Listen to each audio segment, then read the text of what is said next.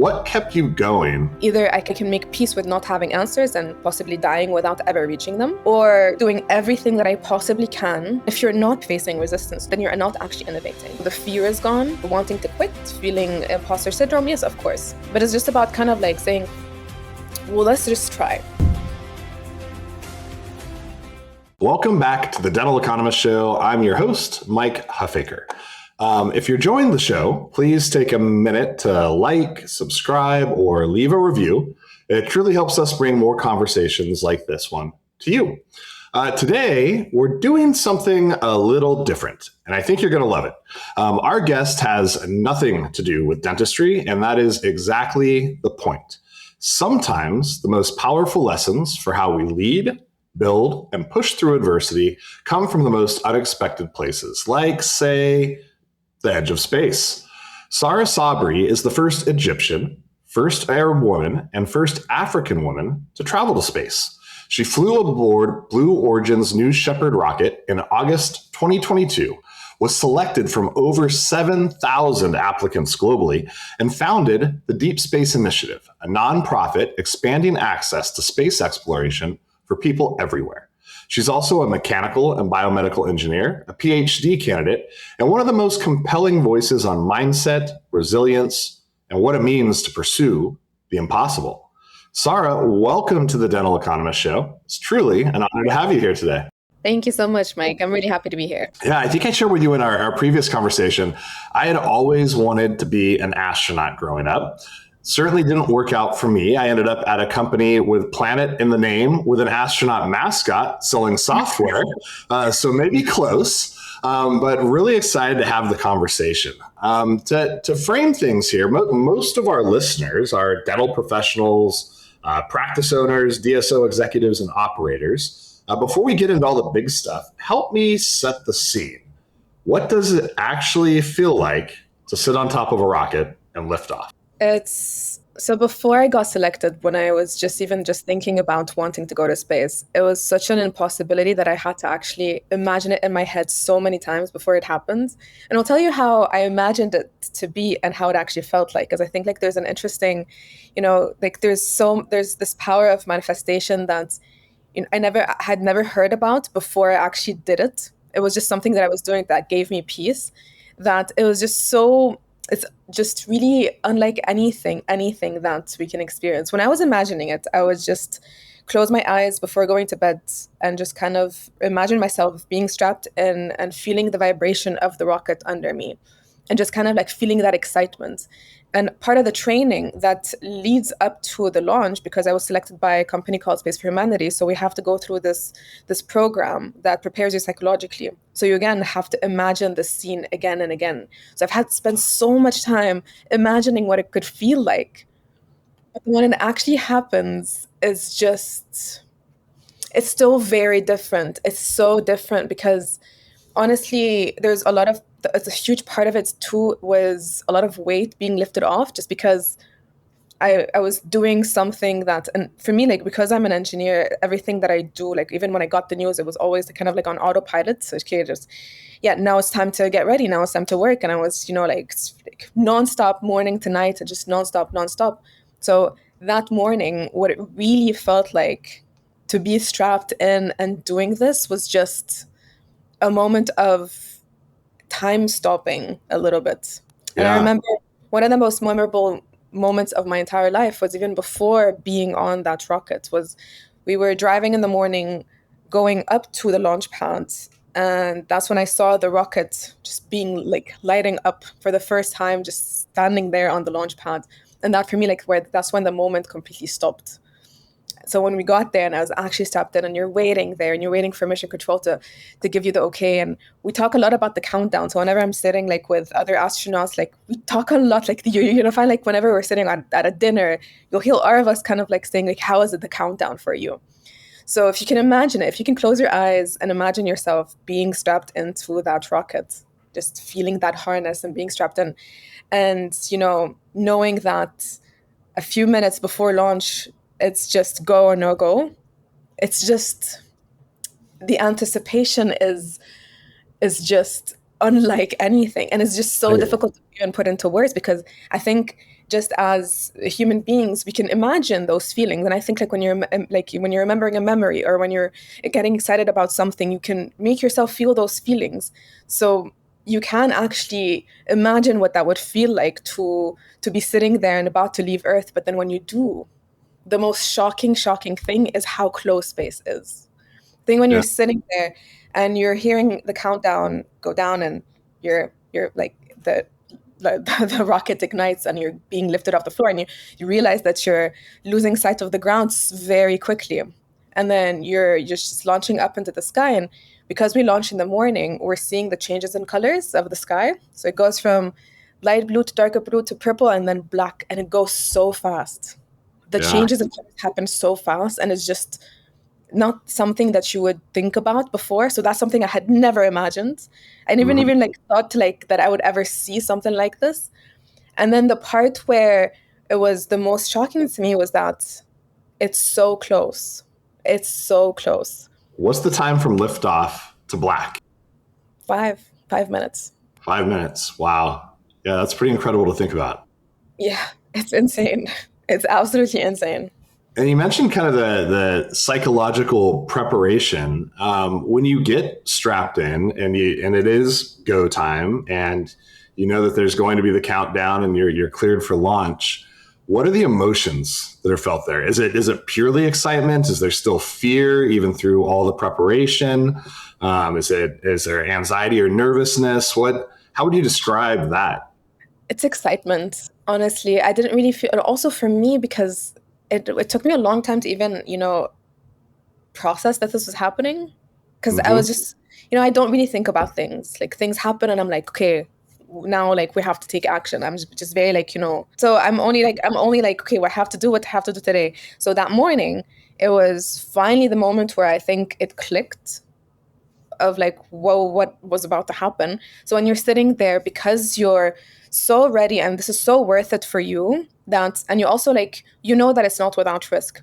Spaceflight has come a very long way, but it's still not without risk. But for you, it's so worth it. So the fear is gone. And because of the training that we have to go through, we learn how to kind of manipulate our emotions very well, especially in stressful times. So there's absolutely no fear, absolutely no anxiety, absolutely no, like it's just pure, like just, like time has stopped. Like you have no, like there's no room for any feelings almost. It's just as if like this is what's gonna happen now. And like, like I think like the second we landed, this is when all hit me like about like what had just happened. And this is when like it's just an insane feeling. Honestly, it's just I imagine. And I think we were talking, there's been a total of 650 people that have been to space. Is that right? Or approximately? I think now it's a little bit more. I'm not sure of the exact number. I haven't checked in the past couple of years, but when I flew, I think it was, yeah, about, I think I was like astronaut number 630 something. Yeah. And it was less than 70 women, or less than 80 women for when I flew. Now there's more. Let's go back to the beginning. Growing up in Egypt, what first sparked your fascination with space? And I'd be curious, like, how did people around you respond when you told them that was something that you wanted to pursue? That's a good question. I actually, when growing up in space, we don't have anything related to space flights here. So if you think about someone going to space, you're always thinking about a NASA astronaut who is a military, uh, American man. This is kind of like the first image that pops up in all of our heads. I think like you never really think that. So you're almost not even allowed to dream about something like this, because it's just you would never fit into that. Hmm. So it wasn't ever something that I could dream about, because like it's just not even a possibility. And there's absolutely no way, there's just like, Right. just, it's just like not an impossibility. But I was always someone who kind of like broke apart things and put them together. I wanted to understand the world around me so much, and I've just always been curious about things, and I love learning about them. And I have this very obsessive quality where I go all in things until I kind of like crack them, and then I okay, now I need a new challenge. So I'm always constantly looking for challenges. And that's why I studied mechanical engineering. I focused on mechatronics. I minored in biology and chemistry, did pre-med as well. Then my master's was in biomedical engineering. So it's always about, again, problems and trying to find solutions to them. And I think throughout my academic journey and throughout my both academic and journey in industry as well, it was always about expanding my scope of knowledge and expanding kind of like how each piece is like what each piece does in this huge puzzle that we call life. It's always about that. Like I'm always so curious as to how can you take a step back and look at how everything, connects? Because that's one of the problems that we see in engineering and in systems is that when we're trying to solve a problem in a system, we're not really ever thinking about how it could interfere or the effects of that solution could have negatively on the other part.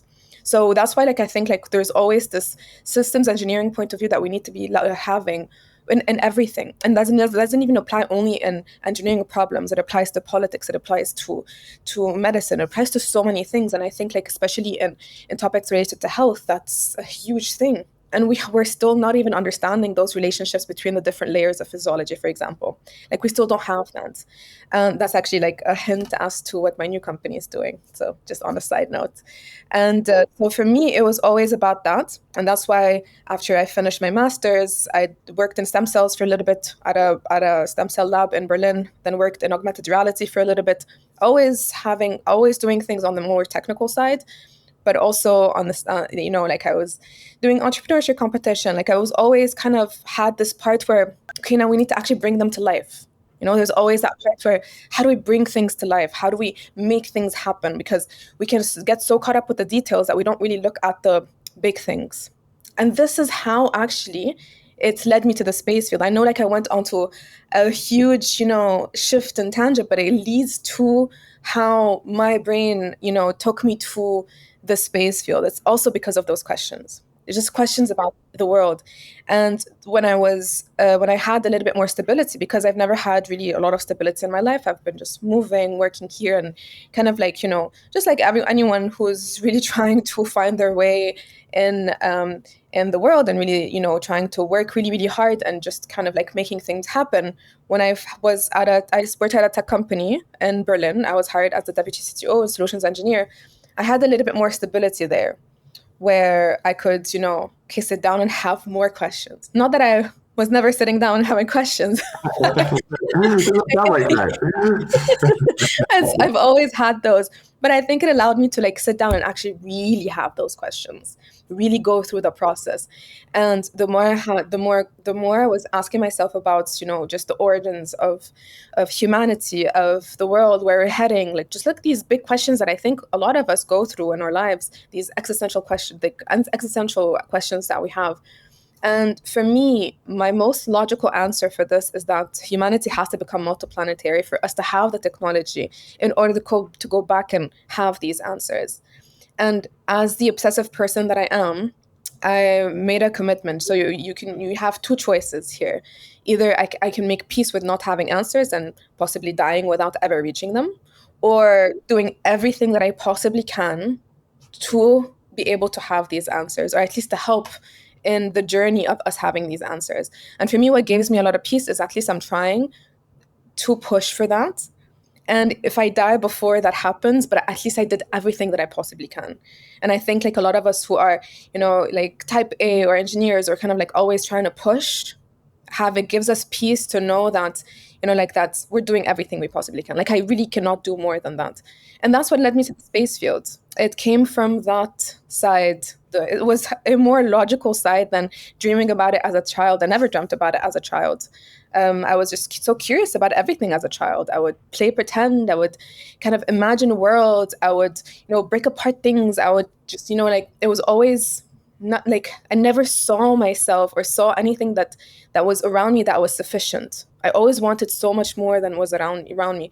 And as to the second part of that question too, as to how people reacted, it was always a negative way. I was always looked at negatively. I was always bullied for being, maybe too weird, for it was too, I was being I kept being told to be realistic, that I'm wasting my time, that like when I wanted to do mechanical engineering and focusing on mechatronics specifically, which is considered hard, but I don't think it's hard. Like nothing is difficult, honestly. It's just you break it apart and like everything is doable. And I was told that it would be too hard for someone like me. But, it brings it back to like being told that rather than being encouraged to do that because you want to is, for me, I'm very grateful to have had a little bit of stubbornness and resilience that kind of made me like think, no, I'll prove you wrong. And when I wanted to do biomedical engineering, again, same thing. I was told I would never have any opportunities in my country. Then again, I'm just wasting my time. Like, why am I just like looking for a job, like a regular job, like at an office or like doing this or doing that? Like it was always, looked at very negatively.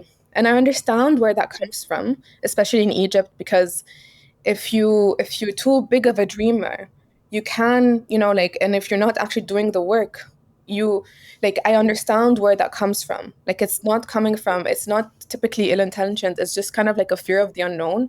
It's a fear of, well, you're gonna be disappointed. You're not focusing on the right things. I understand that. I don't think people are too like most people are not ill-intentioned. I don't believe that. But when it came to the space field, again, same thing. So you can imagine that it's always been negative. I've never really been encouraged or pushed to do what I wanted to do. It actually was the complete opposite. It was always a fight to prove people wrong or to kind of like not want to prove anyone wrong or right. It was just about, I knew that what I was doing was the right path, at least the right path for me. And I knew that I am capable of doing it. I think that part is really important. To actually believe that you can do it is honestly like a third of the way there. Yeah. Yeah. Well, you just said, well, I have a little bit of stubbornness and resilience. I based off of all the conversations we've had thus far, I think it's probably more than a little bit. There's definitely a drive. Do you think that drive is inherent in people? I'd be curious. You mentioned for you, knowing that you've done everything that you can to find the answers that you seek brings you comfort. And you have two choices. You can either continue to pursue those, or you can kind of accept that you're just not going to take this other path and not put the work or the effort in. And I think there's a lot of people that do both. For yourself, when you think about what the motivation has been or the drive or where it came from, like what do you think that is? I've thought a lot about this, like if it's biological, if it's genetics, if is it nature or nurture. I think it's a combination of the two. Honestly, I think we all have so much in our DNA that is not activated, but we also have, that trauma gets passed down through your DNA as well. And I think I come from a line of women that have gone through so much and have shown so much resilience that I do believe I credit them for a little bit of this. But it also comes from not being, not feeling like it's enough, honestly. Like feeling like there's just so much more out there that you can do. And it's that part where I think it comes, I think it's a combination of this and of, like never being enough also for yourself. I think it comes from like always wanting to be more because I never think I'm enough, for example. Like I think like there's the part where, of course, like I think maybe I need to go to therapy a little bit for this. But it comes from that. I think it comes from, like it's just it's a complicated question that like, and it's a complicated answer, and it is a combination of that and of obsessiveness and of like taking a step out to like outside a little bit and just like for me how I like to define the word innovation, for example. And I think that helped me a lot in my journey as well, just because like when we're talking about resilience, it helps it helps us like look at it a little bit differently. And I'll explain what I mean by that. I know I'm being very vague right now, but I'll explain what I mean.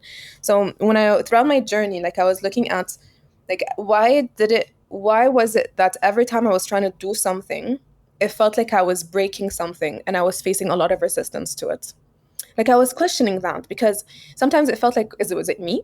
am I doing something wrong? Because you can try to like, you can think about it and you think like, okay, maybe I'm the one who's wrong here. But like I tried to think about it, but then like because I know I'm so convinced with what I'm doing, that it just didn't make sense to me. And then I tried to do a little bit of research on that and trying to kind of like, okay, let's go back to basics. Let's actually look at the definition, just the definition of the word innovation. It's taking something that's already established and creating something new. So it's just the pure definition of innovation. So you're taking something that's already established and you have to create something new to it. But we're missing a third term here. Because when you're creating something new, you're definitely going to upset someone who likes it the way it is. So there has to be a sum of resilience or some of resistance that's going to come with that we tend to ignore oftentimes. And we tend to look at these two and we think, oh, if I'm not able to innovate because I have these two things here, then what is going wrong? So we actually have to always add the term resistance to it. And it's a sum of resistance to make these two happen to get to innovation. And then once you realize this definition, then, well, it's not you. It's just the way things are. And it's just the definition of innovation that you're going to be facing resistance to it. And if you're not, then you're not actually innovating. And if you think about it, anyone who's ever tried to innovate in something, they've had to break something. And this is what we're seeing also with all of the developments that we're seeing, with any new technologies coming up. It's going to face resistance. And as soon as, for me at least, what helps me or helps, keep me driven, I mean, I'm not like 100% motivated all the time, but at least like I am driven. And I think that's the part where it's always, I think it's like just a part of who I am. It comes from realizing that. It's just kind of taking a step out and being like, okay, I mean, I have to break things, and I've broken things my entire life. So also that helps because I think I've been breaking things since I was a child. Of course, like it comes with a lot of things from how we grow up and all of that, but it does come with that, yes, how you grow up, your genetics, what you go through, your traumas, how you feel about things, how you see things. Just a lot of it is definitely innate, but also a part of it is something that, like your mindset, the things that you learn, the things that you see, because you can learn that. And I think and it's not learning by reading about it. It's about kind of like actually processing it, because you have to sit down and actually process things.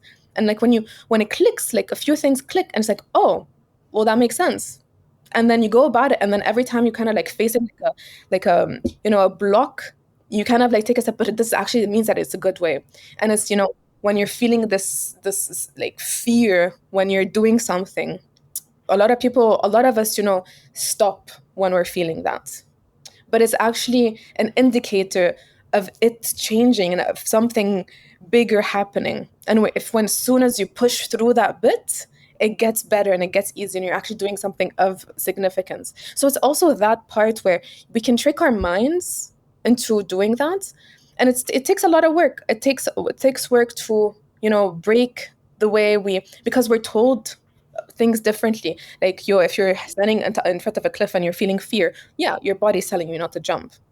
But if you're being held by something and you do it, then like it's just like, I mean, like I'm not telling anyone to jump off a cliff, but if you're tied to it, yes.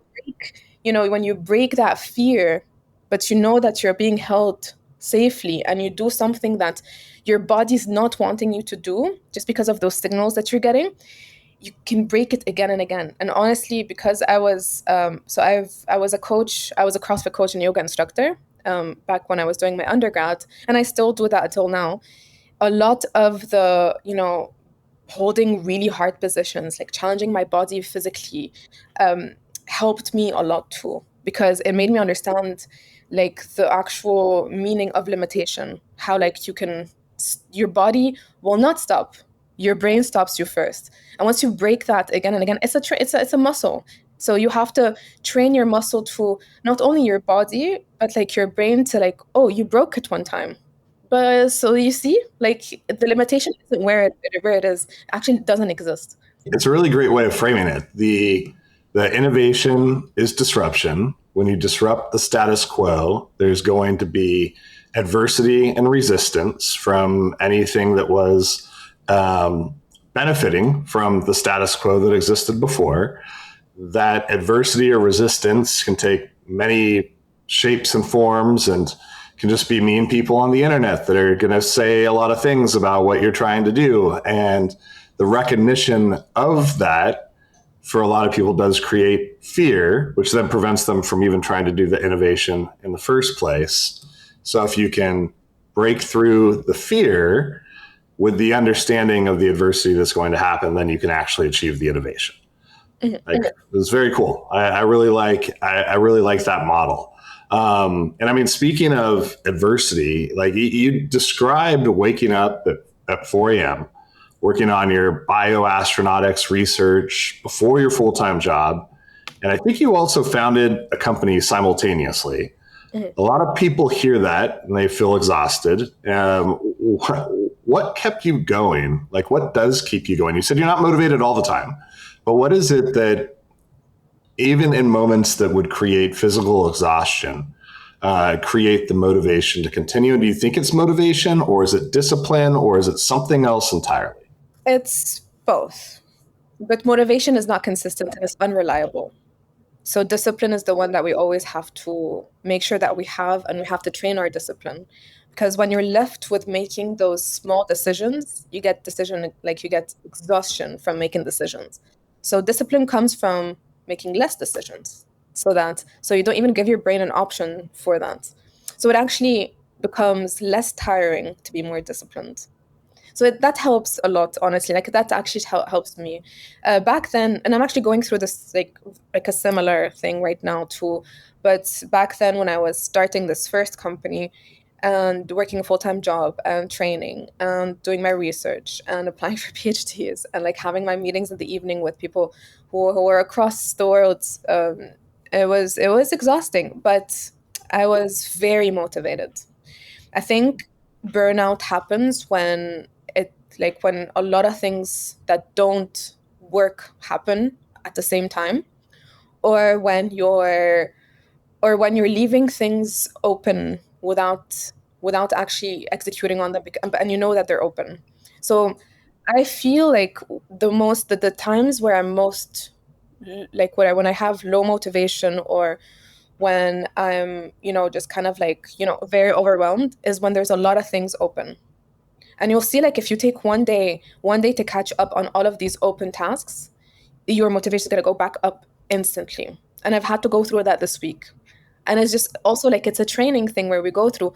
And the reason why they're open is because you have a lot going on. And when you leave them open, it's not by choice. It's not like you have a choice to leave them open. But if you do block one day to close all of these open ends, you'll see how motivation is going to go back up. And then, the part where, like, when things are going wrong, and when they're going wrong again and again and again for a long period of time, this is when burnout happens. So I think focusing on setting goals that are achievable, so that you kind of like work on bringing it up again, so that you can overcome the things that are really hard, that are not working. I think like it's just like tricks like this that I've taught myself over the years that I'm implementing now again. And it's just, it's up and downs. And it's also understanding that it is going to be up and down for everyone. Like you're not alone in that journey. Everyone goes through ups and downs. So when things are working well and when you're motivated, that's when we go back to like, okay, the discipline is, you have to have that. But the motivation, you have to hold on to it and do as much as possible when you're in those really, really big highs, because those ones are the ones that are going to hold you when you're in the low, because you're going to go and continue on the things that you started up here, so that, you get out of the lows and you go back on the up. But then you have the discipline that is holding everything together. For me, what helped me with my first company is that even when I have a lot on my plate and I have my job, I have this, is having people relying on me, that if I don't finish my task, they will not be able to finish it. This is where discipline and responsibility comes in, where like you don't even have a choice. I don't have a choice to not do it. If I don't do it, like big things are going to fall apart. And the things that are going to fall apart are the things that you've been working so hard to build. So the damage is too big for you to kind of like, so just stop, just do it. And what I learned also, and something that I've been applying a lot also lately, is we think like the part where when you're low on motivation, for example, because it's ups and downs, and I think like we all go through that. On those periods, try to think less about what you have to do and see how that is. Right. Because Yes. when you think about what you have to do, that's actually so much worse than doing it. Yep. Anticipation, or like the fear of, oh, I have to do that. No, just do it. Like, don't think about that. Just schedule it in. Like, I put everything in my calendar, and I try to make because I have to make very big decisions every single day. I try to not make any decisions after that. Like, I don't want to make a decision about what I'm having for dinner. I don't want to make decisions about anything. So just set yourself up so that you don't have decision exhaustion, because those are the ones that are just so cognitively and mentally exhausting. So if everything is set in the calendar, they're blocked in there, then you don't have to decide on anything. Like, I have to do it. I have to wake up and work out. It's in my calendar. Then I have to remove it from my calendar. And that's for my OCD. It's I don't like that. Is definitely some discipline right there. But I feel the outstanding items comment, like the cognitive load of having a large list of things that you know that you need to get to, which I think are often the ones that you don't want to do, that you're procrastinating, that you're putting off, that don't bring you joy, that are maybe they're administrative, or maybe it's something else that you just feel like is not as exciting as some of the other things that are in front of you. But that turns into this massive weight, like you're saying. And it really can kind of weigh you down. So I think that's a great way of looking at it. When you kind of reflect back on this journey that you've had so far, is there any big professional or personal setback that you faced? And how did you navigate coming back from it, if there was? I was asked about failure before, and it took me a while to like really, think about this, because it's just not how I just don't see it this way. I, I always look at, like, when I was asked this question, I think a few months ago when I was in Nigeria, like I had like this talk, and it was just kind of like I was just sitting there like, but what are my failures? It's not that I have like that I've succeeded at everything I've done. No, not at all. I've started a lot of like different companies and like here and there, and it's just for me, what I think about them is just they're the part of my learning. I think like the day that I stop trying is the day that I fail. I think that's when that's going to be over. Because if you think about it, when I started this bakery and I entered this entrepreneurial competition, like when I was an undergrad, I chose to not follow through with it because I didn't want the commitment of having a factory here in Egypt when I wanted to do my master's abroad and all of that. And is that a failure? I mean, like, I don't think of it as I've never thought of it as a failure. Like, in my head, I've never thought of it as a failure.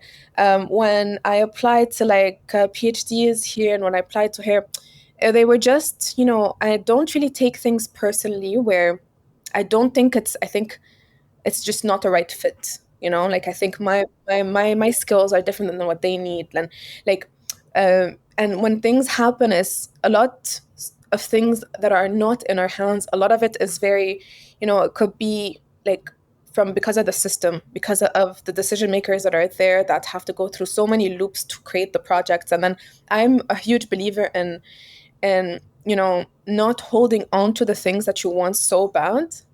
And because when you hold on to them so much, it creates like this weird and negative relationship with what you want, rather than doing everything that you can and then like wanting that to happen.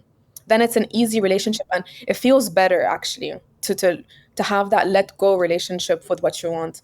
And it's only when you let go that you can. And I think like a lot of us, whenever we think about it, like maybe you got the job that you wanted because like just at a random time, or you met the person that you end up with at like a time where you were never not expecting it. It doesn't mean like you didn't want these things. It's means that you didn't have that negative relationship of wanting to hold on to it so much.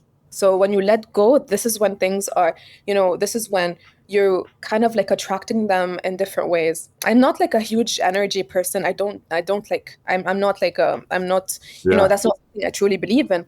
But it's just from, like, I think a lot of it is how you react to things and what you attract by just releasing like that feeling. So for me, and I think like these are two separate things. I went on a little bit of a tangent here, Sam. Let me ask this, because we were kind of talking about failure and then like perceptions of failure, and then having the ability to attract that which you're not holding on to too tightly, putting yourself in the proper mindset to find that you actually want without kind of obsessing over it, I think is a way to think about it. But is there, and not the bakery, but is there a moment where you almost gave up? Because I wouldn't consider the bakery giving up. It was like an intentional decision based off of a bunch of criteria of where you were going to go, where you were going to be, what was going to work at that time. But do you have any examples, or have you ever like worked through the desire to quit or to give up on something? Did it ever feel too hard? Did you ever like pull back and was like, okay, this is just, I can't do it right now? And what was it that allowed you to kind of refocus or recalibrate to get back on the track? Oh, I do think that a lot. I think, especially at times where like you think what you're working on is just so big. And a lot of the things that I work on are just, people might call them a little bit unrealistic. And I think like that's what I've been told my entire life. And I think I don't really necessarily like this word, just because like nothing is really unrealistic. Honestly, like if physics says it's possible, then what's not possible? I think it's just like this life is a little bit weird where like we thought the rules were something, but actually they're not. And I think once you unlock one of them, it's like, well, no, actually. And yes, yes, to answer that question, yes, of course, of course. I've been in rooms where I thought I didn't belong. When I got selected, I thought they made a mistake. I genuinely thought they made a mistake, and that freaked me out a lot. I really thought that they had their system was wrong. If you've seen The Good Place, it's so I thought like that was me. I'm like, oh, what is that? Like, I think we all feel that way. I think a big part of it is that probably then, like, most likely the person next to you feels exactly the same way. And I think the more you go through situations like this, the more you realize it's actually all like that. No one has any idea what they're doing. And about the failure part as well, I think, of course, I've started things and not continued on them. And I still don't see them as failures. I think I see them as they've served their part in that period. And now they've helped me like get that learning to move on to the next one. So I don't really count them as failures, because what is a failure? I think a rejection is a rejection of failure. Like I think like that's I think like it's how we define it. So I have a lot of trouble with that word because it's just not how I see things. But wanting to quit, feeling imposter syndrome, yes, of course. But it's just about kind of like saying, well, let's just try.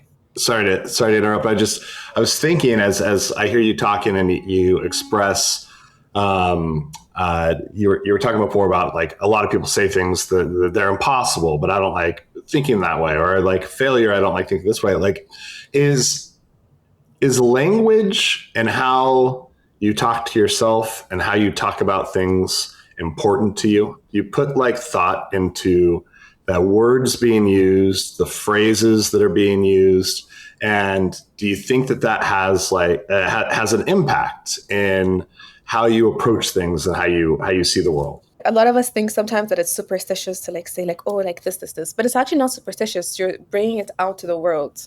You're making it real in your brain. So your brain is actually going to look and detect for like bits and pieces to confirm your idea of what you thought was. So if you think you're not going to succeed at that, you're going to keep looking to justify why you shouldn't be able to succeed at that. So even if by you just saying that, your brain doesn't understand the difference. So those thoughts, you're convincing your brain with those thoughts, and then they're going to keep looking at that. So I think there's like a whole analogy of the red car. Like if you think about a red car, you're only going to see red cars in the street. And it's the same idea. So you're always going to look for like the opportunity here. No, no, no. I should not apply because like I'm not like this or I'm not that. Whereas if you just don't, put it out there and you just focus on doing the actual work, it's breaking it down and putting it into steps. Because for me, let's say going to space it was a 0% chance. Like it's an actual 0% chance. And for me, I broke it into steps. I thought, okay, well, I don't know if I don't know if like I can't apply to NASA. I have to have a US citizenship, but like I don't have a US citizenship and I can't apply anywhere else. And so I thought for me in my brain, I thought, okay, what can I do to be the best that I can be? And then we'll see what the universe does later on. And I believed in the commercial industry and that growing. I saw the potential of that. And I saw that the space field is where humanity is going. And it's inevitable. It is where this is the next phase of humanity. And we're still at the pioneering stage. Like we're still less than 1,000 people that have gone to space. So in some years, we're going to look back and think about, oh, like back then humans were not traveling between planets, just like we think, but back then they didn't have phones. I grew up without phones as well, so it wasn't that long ago. What problem does the Deep Space Initiative solve, and why did you feel compelled to build it? When I first started wanting to work in the fields, I have my background, I have my experience, and I thought, okay, like let's look at the job opportunities that exist in the fields. I started looking at them and I kept seeing this one line again and again that you can only apply if you are from the US. Again and again in every single job application, even though I would qualify exactly for what they need, I wouldn't even be allowed to apply. And I kept thinking, wow, like, so if someone has the background and has the capabilities, they're not allowed to contribute to the field. Which for me, it was all about, well, humanity has to become multiplanetary and it has to happen before in my lifetime. So it's this obsessiveness of, but now we're narrowing down the amount of people that can work on it. But the more people that can work in it, the faster we're going to get there. So a part of it is like, I want to speed this up as much as possible for humanity to get there. So part of it is, like wanting to see that happen. And so for me, I thought, wow, like, well, this is interesting. And I kept doing a lot of research. I kept speaking to a lot of people from everywhere. I had interviews with people from NASA, from Blue Origin, from here, from there. And I saw that they were having a lot of trouble hiring talent just because there weren't enough people. So it confirmed my theory of, wait, like we need to actually be doing something about this. And why is this one field, not like medicine or not like, all of the other fields, why is it so restrictive, And I did a lot of research on that as well. And actually, I'm doing that for my PhD too, where because like back when back when the US had the Cold War with the USSR, they were put into laws because space has dual purpose and all of that. And because it was very competitive, we had to like do this. But a lot of these laws have never been updated. And this is kind of like some of the work that we're doing at DSI as well. So after speaking to a lot of people, myself and my technical director at the time, who's my co-founder now at my new company, she's NASA's former chief scientist who's been with them for 20 years. She's the chief scientist of their human research program. So she's actually the first person to ever believe in me. And we've been working together since the very beginning. And so we started this nonprofit and we decided, okay, actually, we need more people in the field and we need more people with different perspectives. Because if you think about it right now, like think about having one team. If that one team all comes from the same university, the same way of learning, the same books that they've read, the same type of homes, the same streets, the same resources, like they don't have capacity to look at the problem from different angles. And it's going to take you way longer to have like one creative person who can come from a different industry or from different, like, I don't know, different system, but like it has to be a different system to help solve that. So you need a little bit more, more perspective in a team so that you can address it from different angles. And a lot of solutions that we've seen, let's say like in engineering, have come from like a violinist, or have come from someone who's completely on the outside. But in engineering, you want someone who actually has a technical capability, but who's had to build a robot using, like we've had to build one robot one time using the rod from the curtain because we didn't Like, so you have to be creative with what's there. And I think that shapes your brain differently. And you need a combination of people who, are from different systems, because I was in a French system. It's very different than the American system. And the German system is very different than the American and from the French. And it wires our brains differently. So it allows us to think about the problems differently. And this is the whole kind of idea behind DSI, is this: we need a lot of, and this is how you have like a superpower of a team. And a team is who that has these different ways of thinking from different systems. It's not about nationality so much. It's just about different learning ways and different brain wirings, And it just so happens that you have that when you're in a different country, but also when you're like, you go through different traumas, you go through different things. And this variety, just like we're seeing when you're training a model, you need more varied data. The more varied it is, the better the precision of the predictions, right? Same idea. Right. It's exactly the same thing. It's probability. And so for us, we started this, and we started with a research program, then we have an education program, and we've been able to provide opportunities in research and education for hundreds of people from all over the world.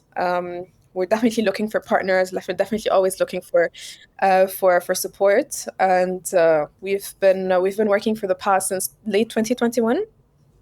And we have a new president now, so I'm the chair of the board at the moment. I've had to kind of like be able to focus on my new startup as well.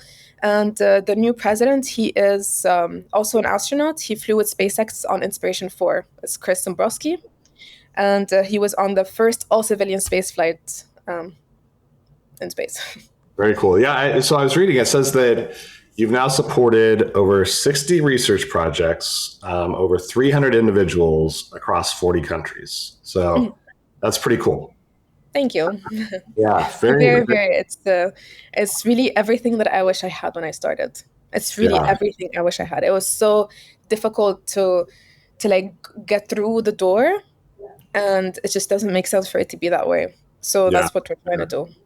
So as we get close to wrapping up here, on maybe a lighter note, what's a book or an experience or maybe an unexpected mentor that has really kind of profoundly helped shape how you push through limits and inspire others to do the same? Brief Answers to the Big Questions by Stephen Hawking. The easiest question for me. It's a book that changed my life. And that has not been a book that anybody else on the show has recommended thus far. And Sara, if every person listening to this episode was going to take one thing away and apply it to their life and practice it tomorrow, what would you want that to be? Why not? Why not? Yeah. Approaching life with why not? Like someone else has done it. So everything around you is built by a human being. And like we're all exactly the same.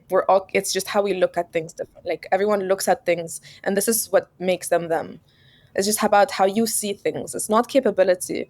It's how you see things and how you're able to break it down. So why not try? I love that. Whatever it is that you're trying to do, why not? Give it a shot. I love it. Sara, thank you so much for joining. It was a real pleasure. Enjoyed the conversation very much. Me too. Thank you so much, Mike. I really enjoyed it. The Dental Economist Show is brought to you by Planet DDS. To find out more about how cloud-based dental software by Planet DDS helps unleash dentists and their staff to focus on patient care, visit www.planetdds.com. Stay tuned for upcoming episodes by following wherever you listen to podcasts. Thanks for listening.